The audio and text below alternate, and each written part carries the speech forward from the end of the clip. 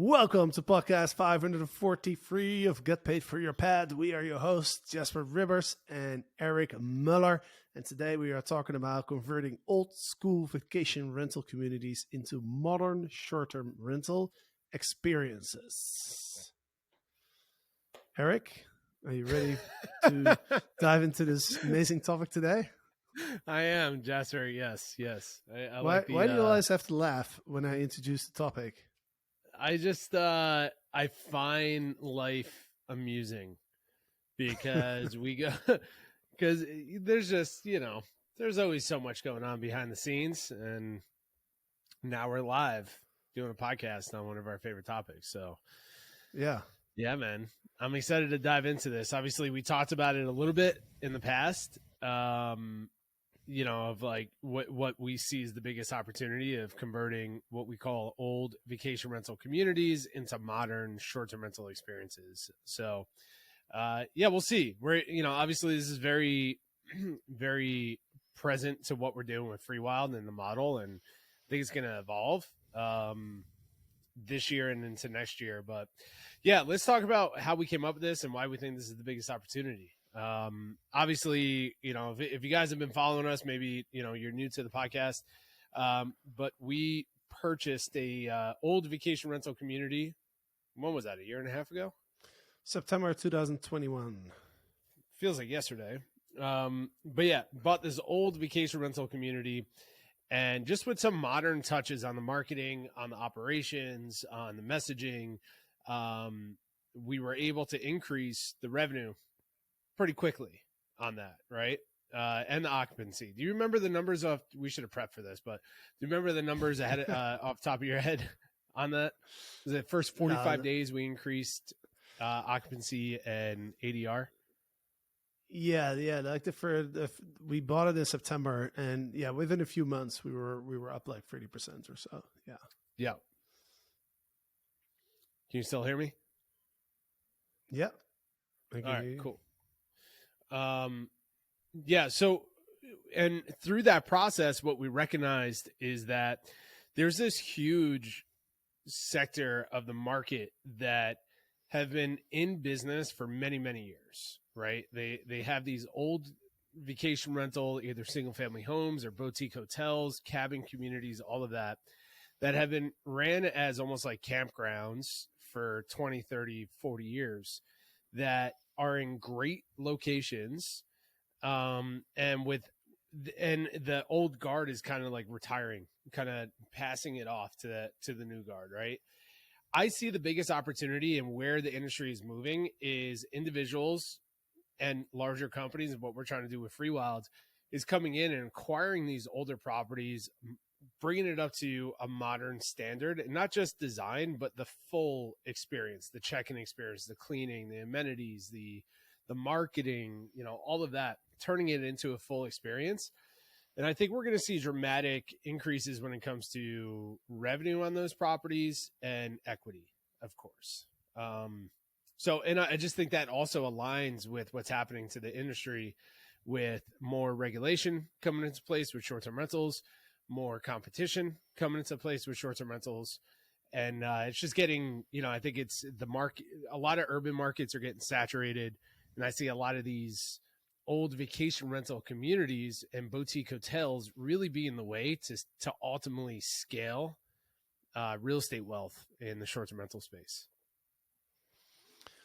When we were in Puerto Rico in 2019, we had a group of the top operators in the short-term rental space with us there, right? It was the start of our company, started with SCR Legends Mastermind at the time, right? And I'd never really stayed at an old school vacation rental company or community. So all I knew was like, there's all this technology, and like this business is like 80% is like automated, and there's so much that you can do with all these tools, and these tools have existed since I came into the space. And I remember we had one person who was very old school, right? The way that she operated her business, her name was Alma, and she has a great company out there in Puerto Rico. I'm blanking on the name of it now, but anyway, like we were talking about, she was managing everything on Excel sheets, and she was approaching. She had a very old school approach to it, and I remember thinking, like, I was like, oh wow, like that's interesting, like I wasn't expecting that, because to me, like those tools, they were so ingrained in the Airbnb space. So that was like kind of the first time where I recognized, like, oh, that's interesting. And I remember the conversation at the mastermind then was there was a lot of people, like other members, that were telling her, like, hey, you got to upgrade your systems and you got to like implement technology, because otherwise it's going to be difficult for you to continue to compete with other operators that are more efficient, right? Mm-hmm. Yep.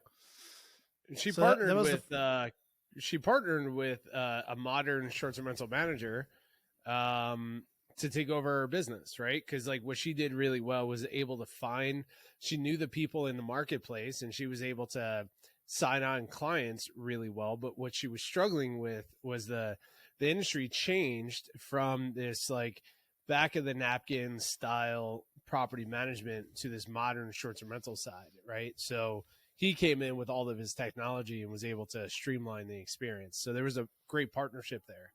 But 100%, Yeah. man, that's a good example, and that's where I see the biggest opportunities here. And I'm really, like you can do this on an individual level, like on a single unit, single property, or as we're mapping out Freewyld. I see this as a national opportunity to go after these projects that are short distances from from metro areas where Idyllwild is a perfect example of this, right? Where it's an old school vacation rental market, and the property managers run and the owners of these hotels and vacation rental communities have been running it. Nothing has changed over the last 30 plus years, right? So being able to come in with the idea of, okay, I'm going to now take this asset, be able to restructure the way that we're market it to a brand new type of guest avatar, upgrade the furniture, upgrade the experience, upgrade the marketing, the check-in process, the whole thing, which you could do very quickly, very quickly. You're now taking this asset and very quickly flipping it and increasing the revenue on this. And if you're able to hold those properties in a market, the equity over time is just going to be incredible, right? And what's great about this too is if you're focused on turning this into a wealth play, for example, like the business plan that we're putting together for Freewyld, a big part of this is for us to acquire these types of properties around the country. And we're going to be looking for properties that are existing short-term rentals or have hotel licenses in place. We're not going to be the guys that are coming into the marketplace with these vacation short-term rental properties and being the brand new ones that are trying to bring a new asset class into the marketplace, right? So it's a great way to kind of hedge against the competition. It's a great way to hedge against the market shifts over time. So I think it's a huge opportunity, and I know a little, like some people are touching on it now. Boutique hotels, it's becoming a very popular thing. And I just see that being like a major trend leading that way. And it's also something I'm noticing, like the more professional you get within the short-term rental space, if you want to start acquiring properties, more and more people are going towards that space of taking over these projects or boutique hotels. So yeah, I see that being a huge opportunity to get into the space versus trying to build something and go from the ground up. Like that's a huge process. So I'm excited. I'm excited to see what this turns into. And like for us too, those things are hard to come by. A lot of people, like when they own them, they hold on to them for a long time. But you're going to see, from now and into the future, a lot of people are retiring. And we're going to start seeing these pop up on the market over time. Yeah, for sure. And we're already seeing in Idyllwild that there's a limit to how many of these new type of properties can come onto the market, right? With not just the regulations, but also like, the expenses, the number of permits, like all that stuff, right? So first of all, I remember when we took over this property and we're buying a business, right? That's one thing to keep in mind. Like, you're not just buying a property, right? You're buying the business. And I was expecting quite a lot of, documentation and whatnot. But it was, like you're saying, like running a business off a napkin, but that was pretty much like how this thing was being operated, right? Yeah. It literally, we received some photos of some pieces of paper, right, with information on it of like how to get access to the website and things like that. Yeah. I mean, that's, to me, it's a pain in the butt, but to me, like, that's part of the opportunity, right? If someone is running a boutique hotel or a cabin community or an old vacation rental property, and they're writing down on a piece of paper their operations and the details and their reservations, like, there's huge opportunity to optimize that, right? So yeah, when we bought that property, it was hilarious. Like, she's like, you're going to get everything when you buy. We're going to give you a whole package, the whole thing. And there was 2 pieces of yellow paper with handwriting down of like who the next guests were, who the contractors were, and guesses to the logins to their websites. And we're like, all right, well, and it wasn't a big deal for us because we were able to take it over very quickly, move our people in. We had to replace quite a bit of people that were on the project. But yeah, I mean, already the cash flow and the equity increase on these properties are incredible. But now what we're doing, phase 2 of Freewyld, is we're finally starting renovations on the existing units, which is exciting. But we're also going through, and this is for a different podcast, we're also going through the process now of going through what's called a CUP to redesignate the property, rezone the property as hotel use, which we don't see that being a major challenge. It's expensive, but long term, once we get the hotel use and we get the approval to build 6 to 8 additional A-frames on this property, the revenue or the equity of this property and the value of this property is going to shoot through the roof. And then regardless of what happens with the Airbnb short-term rental industry and licenses and that whole thing, residentially in that marketplace, we're secured with an actual hotel that we're marketing to the modern traveler who's looking for a short-term rental experience. Yeah. So to me, it's just like, let's go, man. Let's buy these things all around the country. And, like, we're starting to put together the markets that are ideal for this, that some players are in, but it's not the biggest companies and investment companies that we have to compare to. And I'm also, one last thing is, like, I'm noticing it here in San Diego. So, I have a good friend who is buying up quite a bit of hotels, and anything that has a hotel permit, lodging permit on it. He's buying these old hotels, these old bed and breakfasts, all of that stuff that have the licenses, and he's going in and modernizing it and bringing it to the modern short-term rental traveler. So I just think there's a massive opportunity there for the people that want to play that game. Yeah. Yeah. And especially if you're like us, if you're planning to buy multiple, because, like this, obviously this was our first one. But in the future, like, when we buy our second one, our third one, our fourth one, we're already going to have that Freewyld brand that we're going to put on top of. Just, there's the operational efficiencies, but then there's the brand and the people that already know us, have been to our previous properties, right? That's going to add a whole different layer of value on top of it. Right. I'm excited about, I'm excited about coming out with some podcasts and videos about the process that we're going through right now, developing the Freewyld brand. And one thing that we're doing is we're building a business model, a business plan, and a pitch deck to start bringing to investors to raise money for this brand. And through that process is we're studying, the giants before us that have done something similar or something that inspires us, that can fit our model and that we can take some inspiration from. And man, it's everything that we preach about in the Legends X program, that the companies at the highest levels, they all have the same type of thing: a clear vision, clear operations, and clear scale, a clear plan to scale. that they're bringing to their investors. And I'm excited about talking about that once we put it in a place where we can kind of present and educate on it. But there's certain trends that we're seeing. And if you're in the Airbnb space, the short-term rental space, and you're not acquiring, but you're focused on, say, property management, it's still the same approach to this, that we need a very clear brand of who we are as a host, who we're serving, how our properties kind of stand out. I mean, I talk about this all the time. We talk about this all the time on the podcast, but now it's evident. Like I'm watching the companies that are fundraising. I'm watching the companies that are selling, taking on equity partners, scaling like crazy.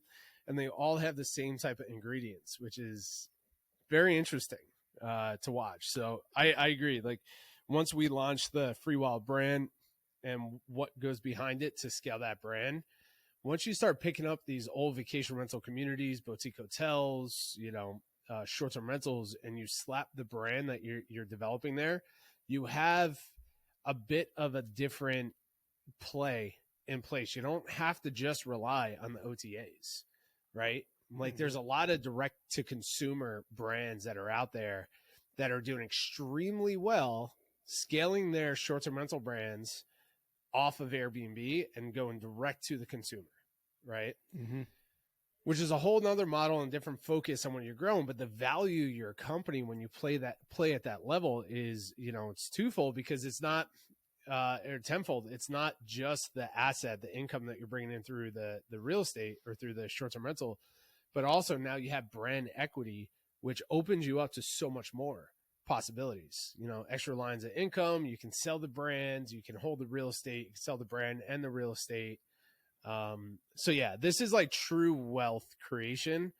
A lot of freaking work, but it's fun once you get into it. And like now that the brand vision is coming to life, man, it's just like that stuff's pumping me up. Yeah. Yeah. Well, you're going to be at Hicksville in a couple of weeks, right? Our coach, our Legends X coach, Rebecca, she's essentially doing that, right? I think she gets like 90% direct bookings for her Hicksville properties. And she actually, interestingly enough, she and her partner, they actually bought a property in Idyllwild too. So awesome. We're very close to, we're very close right to around the corner, man. It's so cool. Exactly. Yeah, I was gonna say like she told me that like when she opened a second Hicksville, like she immediately getting a lot of bookings from people that stayed at the other Hicksville property in Joshua Tree, right? So even with two properties, you can already see that at additional value. 100%. Yeah, I mean, like you don't have to be these massive companies to have the power of a short-term rental brand, right? You can be a mom and pop operator. So yeah, I mean, part of the Hicksville thing is we're working on a YouTube series that we're going to launch some point this year, where we are going and studying. Think of like Anthony Bourdain meets short-term rentals, right? Where we're capturing and telling the story of the property, the people, and the process that goes behind running some of the most unique short-term rentals in the world, right? So obviously we're going to be tracking what we're doing with Freewyld, but then also leveraging this platform and this show to tell the story behind that. And we're starting with Hicksville and to focus on that directly, right? They bought one property that was really unique. They took over a brand, turned it into their own brand, and now they're acquiring a second property where they're taking that over and up-leveling it, and how you can leverage a small brand to start expanding. Another company that does that extremely well on a air quote mom and pop level is the Bolt, Seth and Tori Bolt out of Tennessee, Chattanooga. They created a really cool treehouse brand in South Carolina. And when they went to go expand into Tennessee, they leveraged their brand and they created a Facebook community of their travelers, the whole thing. So when they went to go launch, they pre-sold their bookings for a year on the vision of what they were going to build. Then they were able to take that and go to a local bank and say, hey, look, this is our plan. This is our financials, and we have X amount of bookings confirmed and money in the bank from our guests, our customers, that are ready to go. All we need is the funding to build this out. And they were able to leverage that to create this incredible, I mean, I hope we can get them on board for the series. I'm sure we will, but man, they created such an awesome freaking brand and product down there. And now they're doing the same thing, expanding into different markets, right? So we can do this on a mom and pop side. We don't need to do it at the highest level. So, you know, even the individuals that are managing other people's properties and Airbnbs can literally do the same. You don't, just because you don't own the property doesn't mean that you can't have a brand attached to it, right? I mean, Vacasa is like the biggest thing, right? Like, think of their brand that they were able to develop based off of managing other people's properties. So yeah, I mean, I'm excited about telling that story and discovering that. Yeah, so going back to the topic of the podcast, I think, you know, being able to find these old vacation rental communities, turning them into modern short-term rental experiences, attaching a brand to it becomes such a valuable play in this space. Yeah, and I'm excited for us to do that and share that with the world and share our learning lessons and all the things that come along with that process. Yeah, it's kind of crazy to think about like how much has things have changed in the last like 10 years or so versus, you know, like I think a lot of these communities, like you mentioned, like nothing has changed for maybe 40, 50 years pretty much, right?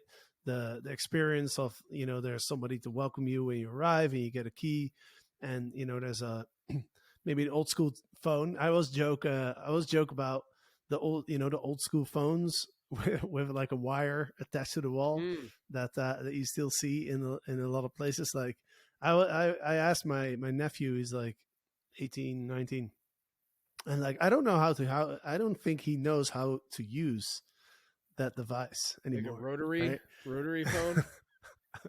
Yeah, you know those old school phones with a horn and you put it in your ear. I don't know how. Yeah. You're younger than me. You might not have experienced that. You're pretty. No. Are you iPhone generation, or are you still? No. I've had all the phones in my life. But you know what I mean? Like, let's say from like 1980 until let's say like 2010 or something, right? Probably like not a whole lot changed when it came to the experience, right? But now I feel like everything is changing so fast. Yeah. Right. Just the everything is changing so fast. And it's like, as we were doing research for Freewyld, you know, we're looking at these other companies, and I'm realizing, you know, and there's you found a lot of information for us to go through. I was kind of impressed by how much information is out there publicly about all these companies. If you do some digging, and, you know, you're reading the plans and everything, and you start realizing like, oh, things are changing so fast now that it's really important to look at all these other companies to see what they're doing, right? Versus like, you know, 20, 30 years ago, that might have not have been as important. Yeah, man.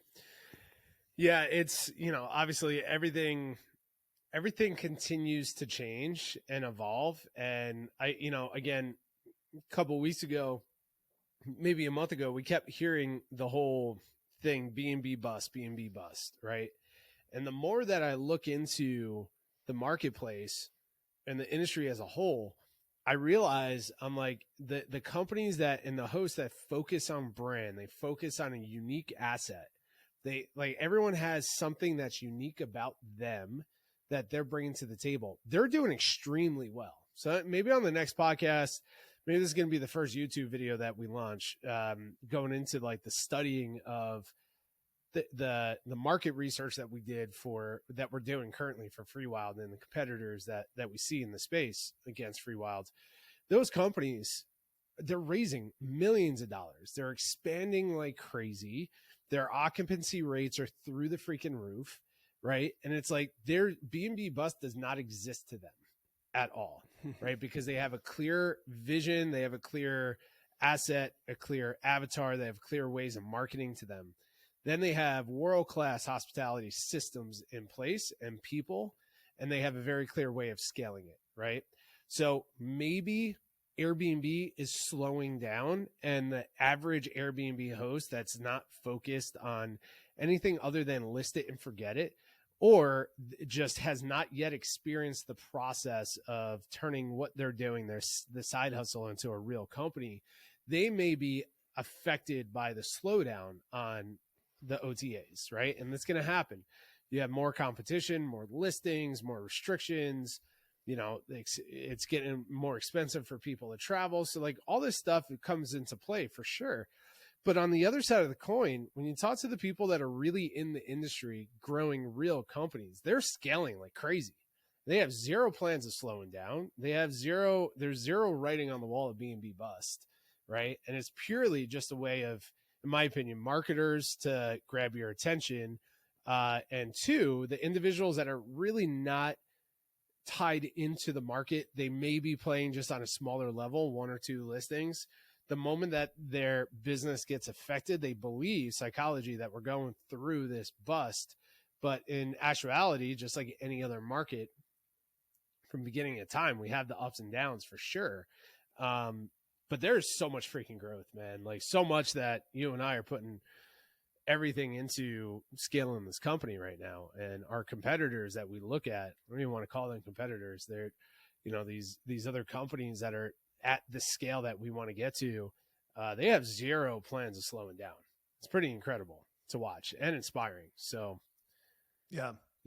I don't believe it's in really B&B interesting. bust, as you can tell. No, I know. I mean, we talked about this the other day. Like, I have a financial background, so to me, it's like graphs there's always ups and downs. Nothing goes up in a straight line. So, but yeah. So, one other thing that I found really interesting as we're doing research and we're trying to find companies that inspire us and that are similar to what we're trying to build is there's not a lot of them. No. Right? There's really only like a handful. Yeah. Which kind of blew my mind as well. Yeah, it's pretty awesome, man. Like you look at pretty much any other industry, right? Like first off, there's a lot of hotels. That's hotel brands are everywhere. And I forget the amount of hotel rooms. I think it's like 1.5 billion. Is that right? Am I making that up? I have no idea. I wrote it down. I did so much research over the last few days. I forget the amount of rooms. I'll correct this on a different podcast or in a video. So hotels are everywhere, but when you come to the short-term rental space, there's definitely a different gap between the hotel traveler and the short-term rental traveler, of course. But when you look at, if you're somebody who's focused on scale and building a brand and having a brand that's playing at a high level, there's only a handful of short-term rental management companies at scale, and there's even fewer real estate investment brands that are playing at a high level in the short-term rental space. And the ones that are pretty new. They've been around for less than 10 years or maybe going on 10 years. And they're still there. My point is there's so much growth. There's so much opportunity to bring something unique to this space. Right. And just because there's a lot of short-term rental listings, that doesn't scare me. I think, there's a lot of listings, but there's so much room for a brand and to bring something unique and service a certain type of person, right? Traveler in that space. So yeah, I agree. I mean, we can count the air quote competitors on one hand that are playing at a high level. Everybody else is regional or local to their marketplaces. And even them are not really focused on brand and scale. They're kind of just focused on more listings, which doesn't necessarily mean more scale. One thing that I started realizing as we're doing research too is the line between short-term rentals and hotels is it's getting a little less black and white, right? It's becoming more of a gray area almost. What would you say is what's the main difference between a short-term rental and a hotel in your opinion? It's the short-term rentals, in my opinion, is more freedom.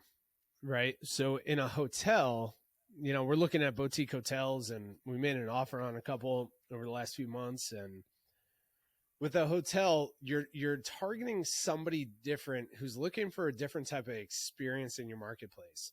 They're going to just a room that just has a bed and a bathroom.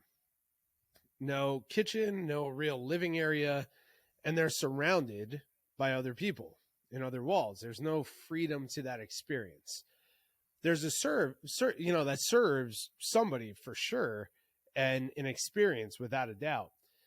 But the short-term rental side is guests are looking for a unique experience that they're not going to get at an everyday hotel. Number two is they want their freedom. They want more space. It's really what it's coming down to at the end of the day. They want their sitting areas. They want their kitchen. They want whatever comes along with that. They want that full freedom of choosing how they want to experience their day. In a hotel, you have predictable ways that you're going to experience your day. You know that you're not eating your meals at the property. If you are, it's room service and whatever else, which is cool for its own place. But to me, that's the biggest difference of what I see when I talk to guests that stay at our place. And then when we're looking at these boutique hotels, the numbers are, they're good, but the experience is not at. Long story short, I was looking at a property last night. I think it was a 37 unit boutique hotel, or 47 unit boutique hotel in Colorado. It was pretty cool. They had 3 different structures with all those units in it, and some units were like regular hotel units, and then they turned others into suites. The suites that had a kitchen, bathroom, and a living area, they kind of just combined 3 rooms together, essentially. Their occupancy rate were above 80%. And then the individual rooms that were and they were beautiful rooms, right? Mountain views and the whole thing, that were just a regular hotel room, were operating at 40% occupancy, right? Give or take, depending on the view and all that stuff. So I read that. I'm like, oh, there's such a higher demand for those because you can customize the experience a bit different for the traveler. So I don't know. I think it's going to be interesting to see how Freewyld evolves, because I thought that we were going to be buying more boutique hotels. And the more that I go into building this business model and studying the marketplace and all of that, the more I realize like the individual experience of the guest is so important to the brand and scalability of this, that I just don't think you can deliver 100% in a hotel. Yeah, it's interesting. It's interesting, right? Because I'm staying in a buddy of mine here has a hotel here in Panama, actually in the jungle, and we're staying there with a group of people this weekend. And he told me initially, that he was building a hotel, right? And then he was asking me about, hey, can you help me with like putting these things on Airbnb? And that's when I started realizing, I was like, okay, wait, he's building a hotel, but he wants to be on Airbnb, right? So that's where I guess in the marketing side, it gets mashed up a bit. But when I think of a hotel, and for me, like the biggest difference, I think is it's the experience of the whole check-in experience. And I know not all hotels are like this anymore, but every time I stayed in a hotel and I have to stand in front of reception, to get a key and then they ask you to fill out a form and like literally fill out information that they already have because you booked online, right? So you have your name, you already have your email address, and then they give you a piece of paper and you have to write down that information. Every time that I have that experience, I'm thinking like, man, this is so crazy. It's crazy that we still need to do this. I used to think the same. My view on that has changed a bit because I forget who I was listening to. Excuse me. I forget who I was listening to, but they were talking specifically about that at a hotel and why that's so important for hotels to have the person at the front desk checking people in, specifically at night, right? Because if you think of traditional hotel, right, now we're talking about bigger lobbies, bigger properties, more rooms. closer, most likely in urban areas, things like that, right?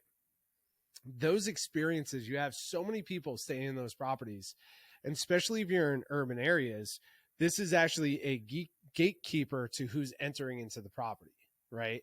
So I used it when I would, I rarely go to Vegas. It's not really my place, but the few times that I have gone, I'm standing in line thinking the same thing. Like, well, this is stupid. Just check me in and, I'm good to go. But what I've learned recently is that this is an additional way to prevent the wrong people from entering the property, right? Which is a huge issue in short-term rentals of how do you control who's coming in and out of your house, right? Now, in short-term rentals, you have less risk because it is just, in theory, just one property versus an entire building that you're leasing out and everyone has access to. Obviously, if you're in apartment buildings, that's different. So the reason why I think hotels still to this point hold that is really just a gatekeeper to prevent the wrong people from entering, right? Specifically at night, specifically in urban areas, drunk people, predators, things like that, right? I did, last time I was in Vegas, I forget what hotel I stayed at, but they had digital check-ins for sure. But you had to go to the front desk to pick up a key for the elevator, right? That was the biggest difference. So it saved you a lot of time, but they're still checking to make sure that you're the right people. So yeah, my views on that have changed quite a bit. It's interesting to look at some of these hotels that are trying to change that experience. Like I mentioned this a couple times on the podcast, but the Citizen M is one that I always that I always look at what they're doing, because there the experience is so different. Like you walk in and there's a person, there's no reception, or there's nothing like that. There's a few check-in like machines, like you said, but there's a person who will greet you and say like, "Hey, welcome to the Citizen M Hotel. Here's the machine where you can check in," and you're like, "Oh, okay, great." And all you need to do is type in your name, and then boom, you get a key card and you're good to go. Yep. That's all. It takes like 5 seconds, Right. and it's just, to me, it's just so much nicer to walk into a hotel. First of all, there's a person that greets you because that person is right at the door, not behind the desk. Right. Right. So that's a better experience. And then just, it's so fast. Like you type in your name, prints out the key card, and you're good to go. Yeah. So I understand that. I was just saying, like, I understand like what you're saying, like in this hotels, like there's a security aspect to it, right? Yeah. But you can still change that experience. Yeah, and it'll change, it'll evolve, and there's so much technology out there that's supporting on that. And yeah, I mean, as long as you have, we're talking about a couple of different things, right? It's like when we start growing Freewyld, the locations, Idyllwild is going to be the smallest one that we're going to have. It'll have what, 10 units there, but realistically the model is to have anywhere between 25 and 50 units on each property that we buy and develop, right, over time. We still will have a human being there dealing with the property, right? So like the whole idea of like this, and it drives me crazy when I see it on social media and all this, like automate your Airbnb business and you don't have to deal with it. It's like set up the Airbnb business, put some technology in it, list it and forget it. And you don't have to deal with the property at all. You're dealing with human beings, a lot of human beings coming in and out of these properties. You have to be aware of that. These are not androids coming in and out of these properties. So the more that you have in one location, the bigger the risk becomes of managing the quality experiences there, right? So we will have someone that's living on site. Rebecca and Erica do the same with their units, right? We will have somebody on site. Doesn't mean that you have to go and check in and get the keys and check IDs and the whole thing, but we have eyeballs watching what's happening and ears listening to what's happening in the area, right? So it will evolve for sure. But I think when you look at these bigger hotels, like they have such a major issue, such a major risk in those units of like having so many human beings coming in and out of there that it's just another way to confirm where they're at. Plus, just imagine if you had, a hotel with 200-300 rooms in there, and the process of updating your systems and going from like a old school check-in to this modern check-in process, like how big of a nightmare that would be to take that stuff on. So, but yeah, with that said, focusing on these old vacation rental communities, turning them into modern short-term rental experiences and doing stuff like this, I think that's going to be the biggest opportunity. That's the play. That's what we're going for. That's what we're going to be known for in 10 years, or maybe That's 5 right. years, or 1 year. Maybe 2 years next month after this podcast. Awesome.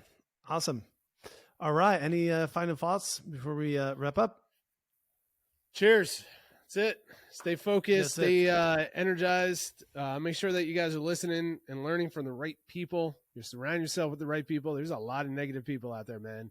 And it's just getting louder and louder, in my opinion. So, yeah, that's it. Keep tuning into this. We'll do our best to be positive and focus on the things that do work. Don't let them scare you. It's all going to be okay. It's always okay. With that said, we'll be back on Monday with another episode of Get Paid for Your Pad. Have a great weekend, everybody, and we'll see you soon. Adios.